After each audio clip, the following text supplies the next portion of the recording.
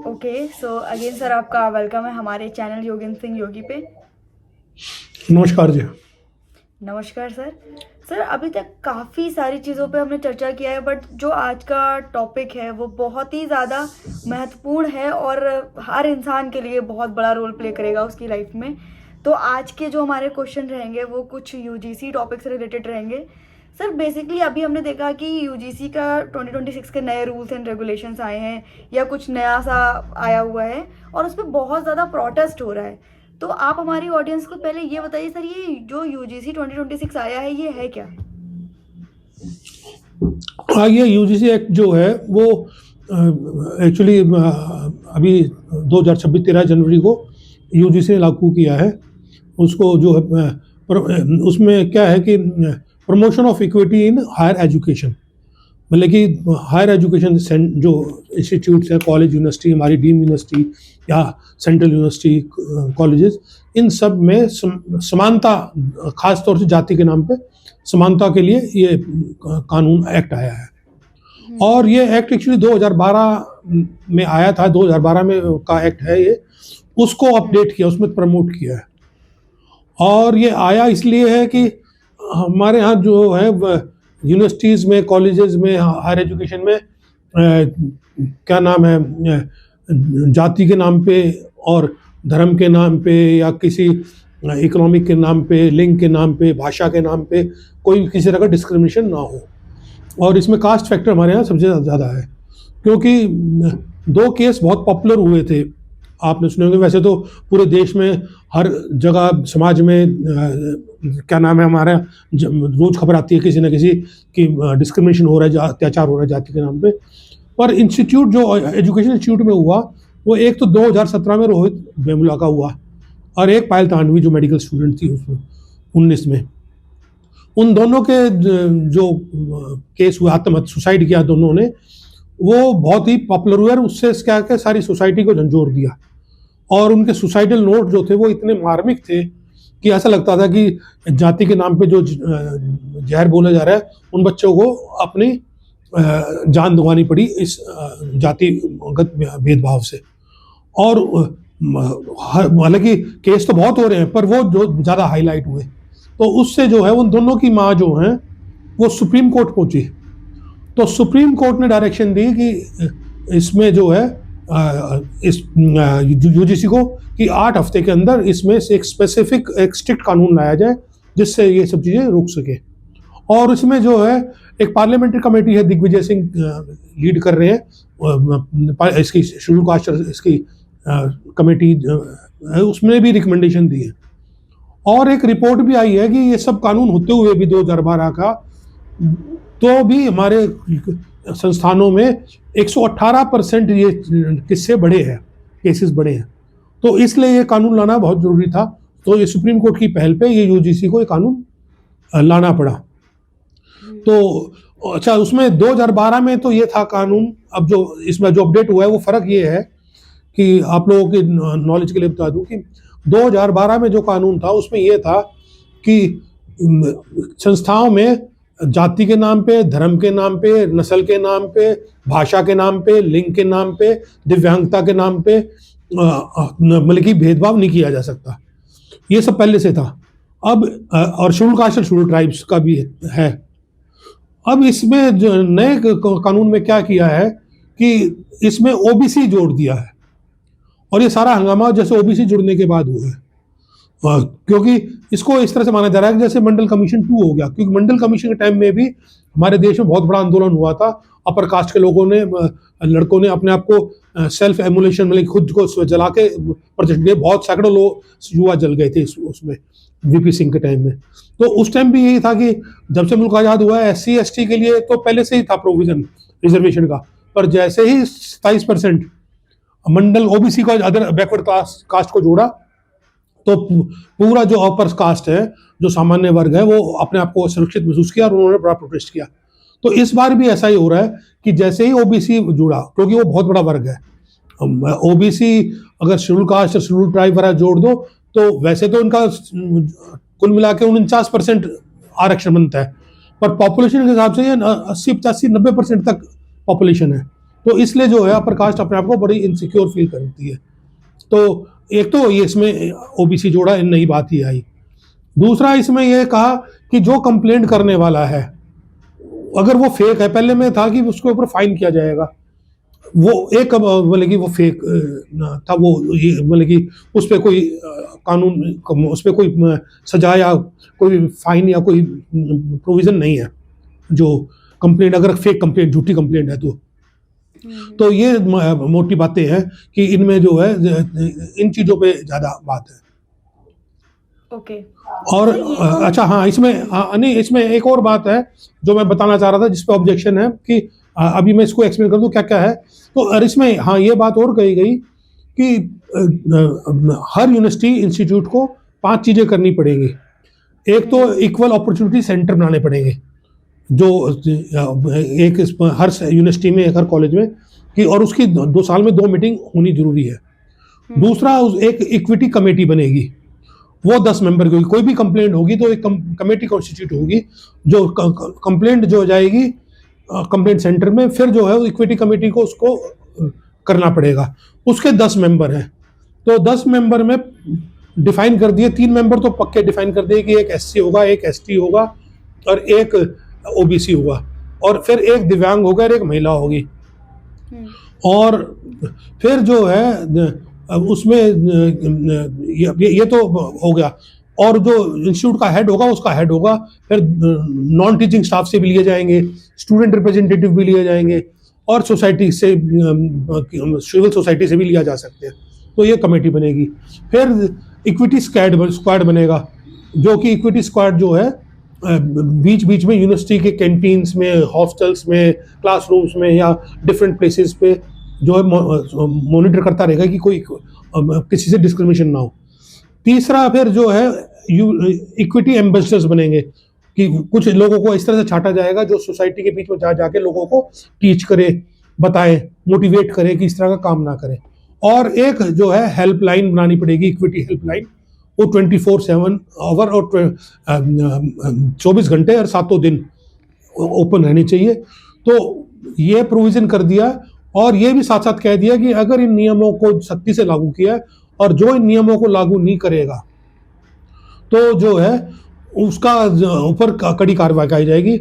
उस कॉलेज की, यूनिवर्सिटी की जो है मान्यता रद्द हो सकती है, उसकी ग्रांट रोकी जा सकती है, उसका कोई पर्टिकुलर कोर्स सस्पेंड किया जा सकता है। तो इस तरह के प्रोविजन है कि ये सब चीज़ें करनी पड़ेगी, नहीं तो ये सब चीज़ें सख्ती से लागू, और ये बड़ी सख्ती से लागू किया गया। तो ये तो मोटे मोटे मैंने जो इस कानून में प्रोविजन है वो बताए हैं। ओके सर, हमें ये तो क्लियर होगा कि जो नया यूजीसी एक्ट 2026 आया है ये क्या है, ये पहले से डिफरेंस कैसे है, और इसमें क्या क्या चीज़ें नई लाई गई हैं और क्या पुरानी चीज़ों को हटाया गया है, ये सारी चीज़ें सर क्लियर होंगी। बट एक चीज़ और आती है एज अ स्टूडेंट भी मेरे मन में, कि इसका फिर इतना विरोध क्यों हो रहा है, इस पर इतना प्रोटेस्ट क्यों किया जा रहा है, या इसके फायदे और नुकसान क्या है? देखो, इसको विरोध जो है ज़्यादातर सामान्य वर्ग के जो जनरल छात्र हैं या स्टूडेंट हैं, या कुछ टीचर वर्ग भी हैं, कुछ ऑफिसर्स ने भी यूपी में रिजाइन कर दिया इसके अगेंस्ट, ये दिखाने के लिए कि इससे क्या है, सामान्य छात्रों पे एक तलवार लटकी रहेगी और कोई भी झूठी शिकायत कर सकता है। और उनका विरोध बेसिकली 2-3 पॉइंटों पे ज़्यादा है। एक तो सामान्य वर्ग के छात्र, और जो छात्र वैसे में इसमें जो है सब कवर हो गए, सिर्फ छात्र नहीं। इस एक्ट में teaching staff, non teaching staff, student, जो भी कर्मचारी काम कर रहा है वो इसमें सब लागू है। किसी के खिलाफ भी कुछ होगा तो वो रिपोर्ट कर सकता है। और विरोध करने का जो उनका मेन रीजन है वो ये है, एक तो ये है कि उस कमेटी में वो कह रहे हैं कि सबको डाल दिया, ओबीसी को डाल दिया, एसटी को डाल दिया, इवन ईवीएस को, जो इकोनॉमिकल वीकर सेक्शन है उसको भी डाल दिया, महिला को डाल दिया, दिव्यांग को डाल दिया।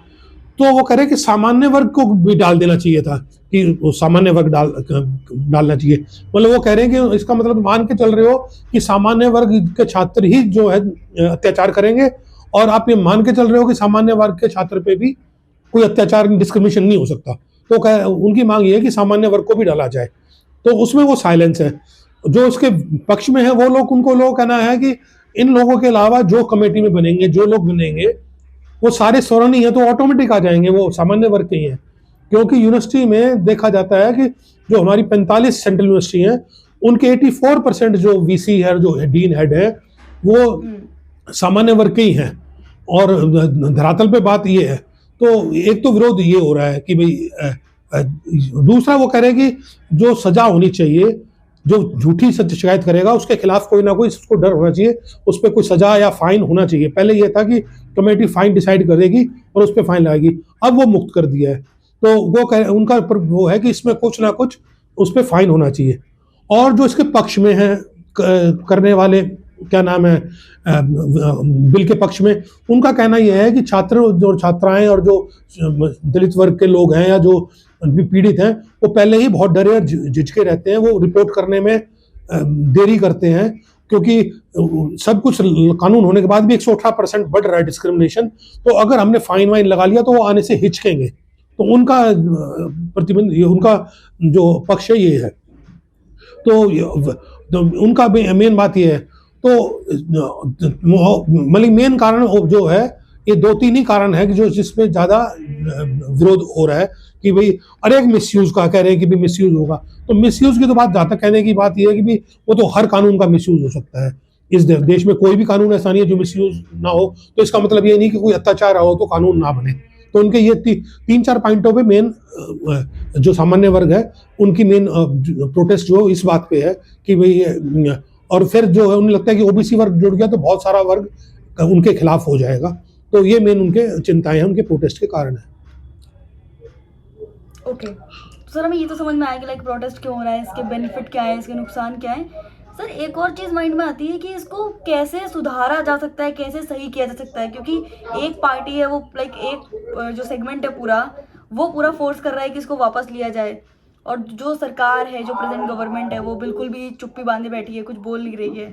तो मतलब इसका सोल्यूशन क्या है, इसको कैसे सही किया जाएगा? देखो, उसका सॉल्यूशन तो अब ये है कि कुछ लोग जो हैं, जो प्रोटेस्ट कर रहे हैं, जो सामान्य वर्ग के अपर कास्ट के, वो सुप्रीम कोर्ट भी पहुंच गए। और सुप्रीम कोर्ट कल जो है मोटे तौर पे सुनने को तैयार भी हो गया है। तो वो हालांकि उसमें डेट नहीं दी अभी सुप्रीम कोर्ट ने, पर सुप्रीम कोर्ट सुनने को तैयार हो गया है। पर उसमें बात, अब देखो दोनों बातें हैं कि मान लो कोई भी कानून आता है और कोई बात होती है, तो उसका तरीका यह है कि एक तो तरीका यह है कि जो कुछ कमी रह गई है या क्लियरिटी नहीं है, उसको सुप्रीम कोर्ट या यूजीसी दोबारा उसको रिकमेंड करके कर ले। जैसे मान लो उसमें कुछ कमी रहेगी, जैसे अभी तक उसमें ये क्लियर नहीं है कि मान लो किसी ने सजा की डिस्क्रिमिनेशन की और वो दोषी साबित हो गया, तो उसको सजा की दी जाएगी। वो कहीं क्लियर नहीं है, उसको क्लियर करना चाहिए कि उसके खिलाफ क्या कार्रवाई कीजिए, नंबर 1। नंबर 2, अगर लोगों की आम बात बनती है, बैठती है, तो उसमें जो ये है कि जो फेक शिकायत करने वाला है उसको ऊपर कोई दंड ना हो, मतलब कुछ भी टोकन में उसको थोड़ा सा भय रहे, मतलब कि झूठी शिकायत ना बने, इसका भी कोई प्रोविजन निकल जाए तो अच्छा है। और तीसरा ये है कि समाज में, एक तो समाज और अवेयरनेस ही बहुत बड़ी चीज है, क्योंकि यथार्थ तौर पे कानून आप कुछ भी बना लो, लोग ये कह देते हैं कि भाई लोग झूठी कानून बनाएंगे, डिस्क्रिमिनेशन हो नहीं रहा, मिसयूज हो रहा है।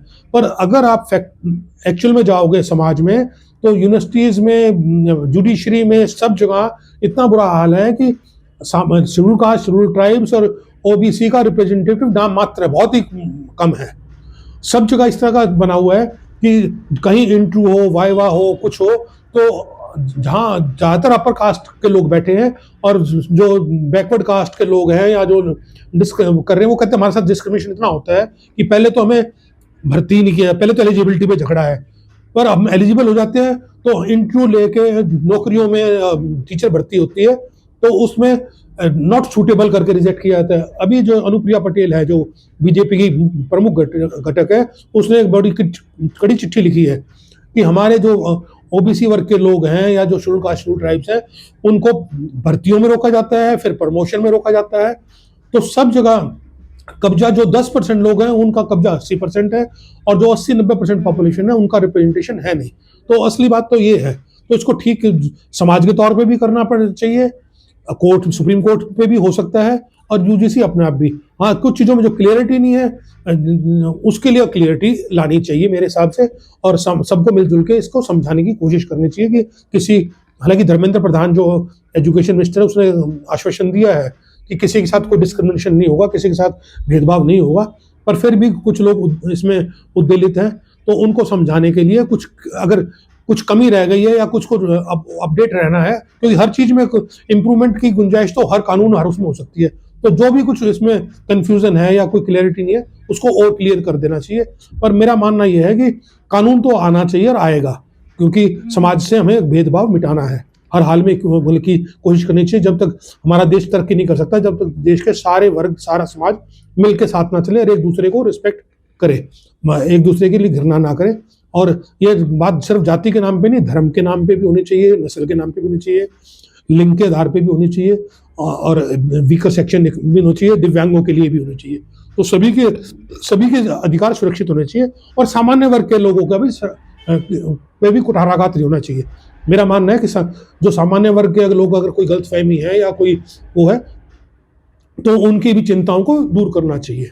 तो तब जाके हमारा एक अच्छा यूनिवर्सिटी और एक अच्छा माहौल बनेगा। बिल्कुल। So thank you so much sir, हमारे क्वेश्चन यही तक थे और आई होप कि मेरे साथ हमारी ऑडियंस को भी समझ में आया होगा जो यूजीसी 2026 लाया गया है उसकी क्या इंपॉर्टेंस है, क्या प्लस पॉइंट है, क्या माइनस पॉइंट है। और जितनी ज़्यादा नॉलेज और अवेयरनेस हमें इस वीडियो से मिली है और मेरी होप है कि हमारी ऑडियंस को भी मिली होगी और आप इसको ज़रूर शेयर करोगे अपनी फैमिली ग्रुप्स में, ताकि सबको ये यूजीसी वाला कंसेप्ट ज़रूर क्लियर हो पाए। So thank you so much sir. नमस्कार जी। नमस्कार सर। एंड ऑडियंस से मेरी यही रिक्वेस्ट है, ऐसे इंपॉर्टेंट टॉपिक्स पे हम टाइम टू टाइम वीडियोस लाते रहते हैं जिसमें हमारे ओपिनियंस, फैक्ट और हिस्ट्री हम सब कुछ कवर करते हैं। सो अगर आपको हमारी वीडियो पसंद आई है, वीडियो को लाइक करिएगा, आप चैनल पे पहली बार आए हैं सब्सक्राइब जरूर करिएगा और इस इंपॉर्टेंट वीडियो को अपने फैमिली फ्रेंड्स में शेयर करना मत भूलिएगा। Thank you so much.